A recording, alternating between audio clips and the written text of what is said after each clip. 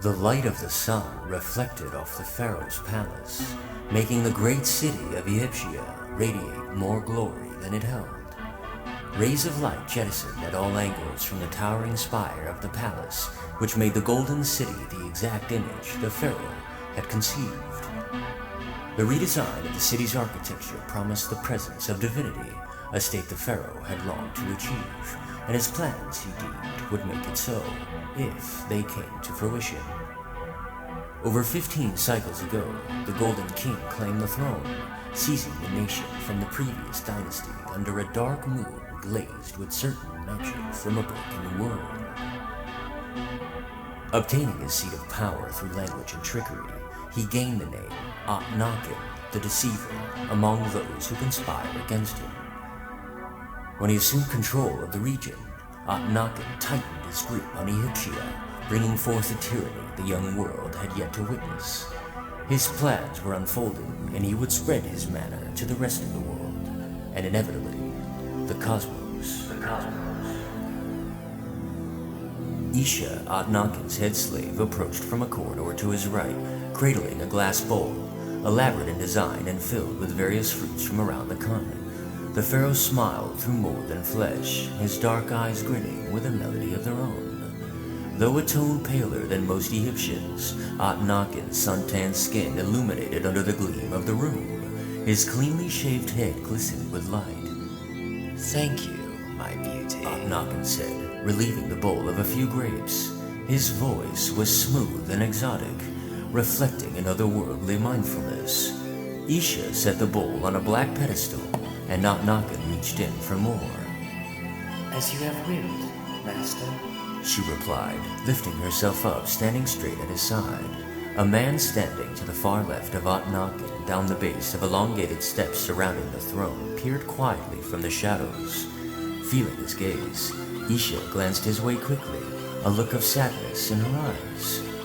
Isha was a former princess of the previous dynasty, housed under the pharaoh Enoch, whose indecisiveness had cost him his crown, his country, and his life. Akhenaten radiated more power than glory, but to a mortal such glory was more than one could bear, making him appear godlike through eyes of mundane perception. His radiance affected all who saw him, his energy commanding authority and obedience, an aura in which even the most strong took to the knee. The Golden King looked down at a vibrant purple carpet bordered in gold. It led from stairs at the seat of his throne across white flooring to the entrance of the throne room, large doors before him, and he sat savoring the intricate design. Through such display, he was once again reminded the ultimate nature of magic, of formless, untold energy that gave him power, fueling his strength and awareness. Jazz, the pharaoh's personal secretary and master of household affairs, appeared behind the king. In a hushed tone, he whispered, "Your radiance?" Akhenaten raised an eyebrow, looking at him through the corner of his eye. "Our champion has returned." "Excellent," Akhenaten replied. "Send them in." "As you wish, illuminated one."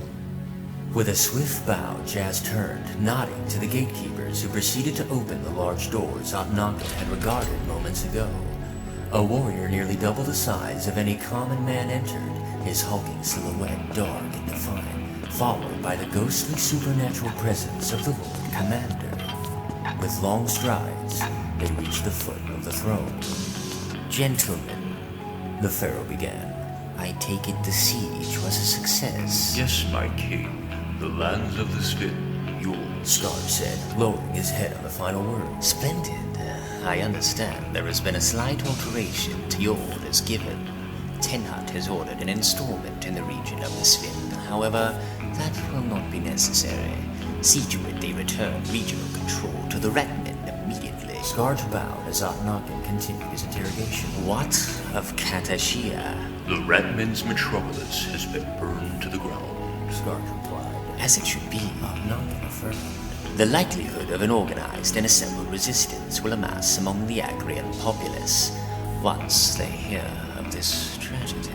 Akhenaten's face reflected sorrow as if he felt the event through the eyes of the north. Though Katashia once lay a neutral city, allied with none, I believe the order of men will not allow for such barbarism to go unchecked. Scarge took a step forward. Indeed, they will come to see this as an aggressive act, and will surely come to find a ripple effect. Precisely. Knocken replied. Word of mouth will travel quickly, but without evidence, the other nations will be deprived of accusations. You were careful to leave no trace of Ehyptian involvement. Knocken glared at Scarge. Once we remove the troops from the region, there will be no visible sign, Your Excellency. I shall have the couriers deliver the message at once. If the nation armies of man alongside a unified Agria intend to collaborate to discover the source of Katashia's destruction, the Imperials will find their testimonies in the surviving ratmen hidden throughout the region. We will bid audience with the Edictus of Agria. A favorable offering to deter the Chancellor's investigation may be just what we require. After all, there dwells no stronger weakness in man than greed. Knocken paused, raising his arm to examine the golden jewelry that decorated his form. But it is best to not take for granted any aspect of our enemies.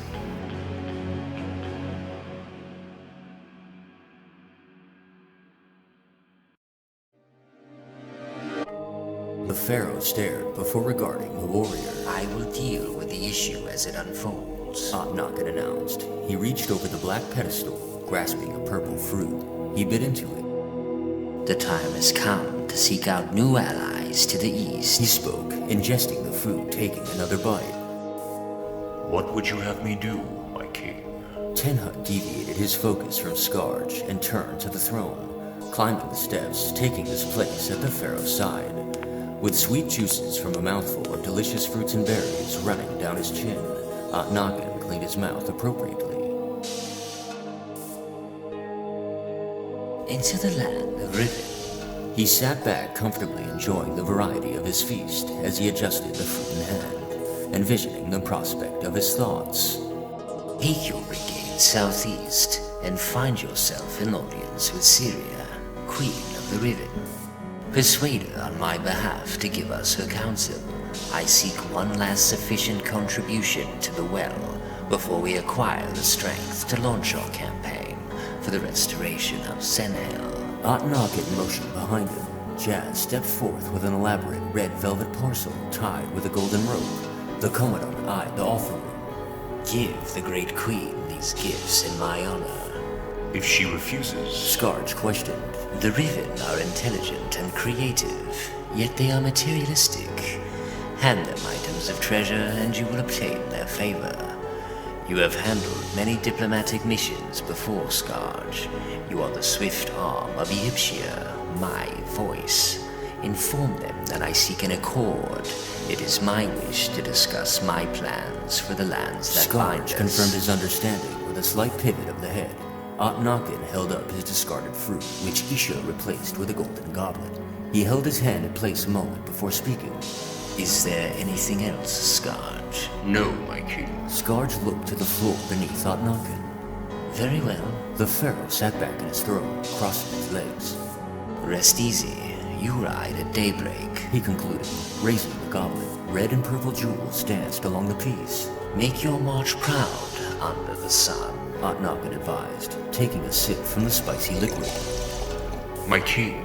With a final bow and powerful steps, Scarge thundered from the throne room, the booming of gear and motion thoroughly capturing the attention of the Ehyptian duo. Knocken stared at the doorway, swallowing the goblet's contents. Our time is drawing near, the Commandant began. His life support systems crackled and hissed. His dynamic voice reverberated and echoed through the vast emptiness of the throne room, intertwining with a stain of magic and other etheric forces that surrounded the Golden King. I like your vision, he continued, but my efforts through divination have revealed your success. I have seen the world as we know it crumble away. With your supremacy, we shall mold the planet to your vision. Our vision, Commandant, the Pharaoh affirmed. I appreciate your input. Truly I do. But we shall focus on what is, not what will be. We shall remain vigilant every step of the way, and for each step beyond our impending success.